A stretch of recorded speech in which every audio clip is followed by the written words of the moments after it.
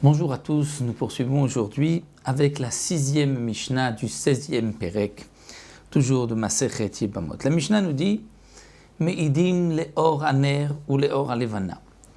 Donc comme nous l'avons vu dans les Mishnahs précédentes, lorsque un homme est décédé, on doit être sûr que c'est lui qui est mort pour pouvoir témoigner et dire que sa femme est dorénavant permise.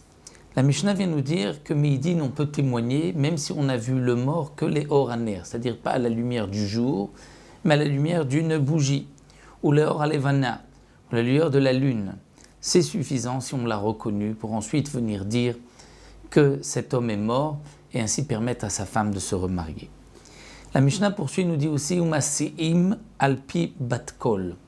On pourra marier une femme si on témoigne parce qu'on a entendu batkol, un écho. C'est-à-dire que nous avons entendu un écho de loin, une voix qui dit un tel est mort. Même si nous n'avons pas vraiment reconnu la voix, nous ne savons pas qui est-ce qui a parlé, mais c'est suffisant pour ensuite venir témoigner et dire cet homme est mort et pour pouvoir permettre à sa femme de se remarier. La Gemara nous rapporte d'ailleurs une histoire. Maaseh be'echad, c'était le cas d'un homme chez Amad al-Rosh ha'ar ve'amar.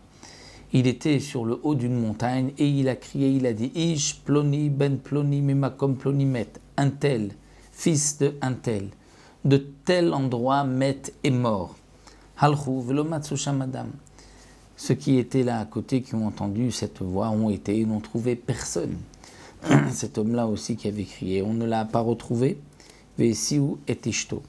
Mais malgré tout, ils ont permis à sa femme de se remarier en pensant que certainement l'homme qui avait crié, qui avait donc dit qu'un tel est mort, était parti dans le désert, avait disparu. Donc ce n'est pas une preuve que ce n'est pas un homme Ne'eman, de qui on peut avoir confiance, qui a parlé.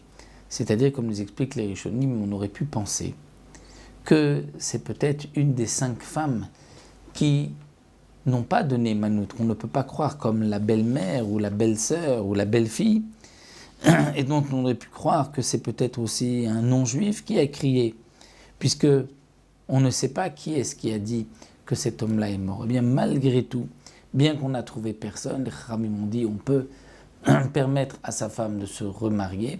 On considère que c'était un homme kasher qui a donc ainsi proclamé et qui ensuite est parti même si on ne l'a pas vu. Veshuv Maaseh Betzalmon, c'était encore le cas dans cet endroit, Tzalmon. Bechad, un homme, chez Amar. Il a dit Ani Ishploni ben Ishploni, je suis un tel, fils de un tel.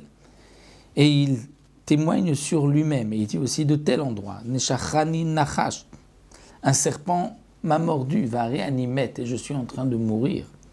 Je meurs, ve'alchou ve'lo ikiru.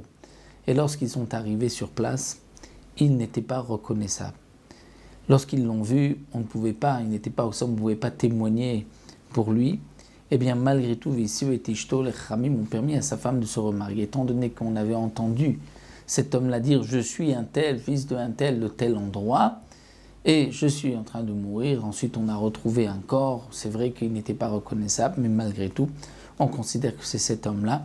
Et donc, puisqu'on a entendu de sa bouche qu'il est en train de mourir, on l'a vu mort, on se dit que c'est certainement lui qui est mort. Et donc, sa femme pourra se remarier. Il nous restera une dernière Mishnah pour terminer le Perek et la Masechet Yebamot, toujours dans ce témoignage d'un seul témoin, ou Ed Mipied, un témoin de la bouche d'un autre témoin.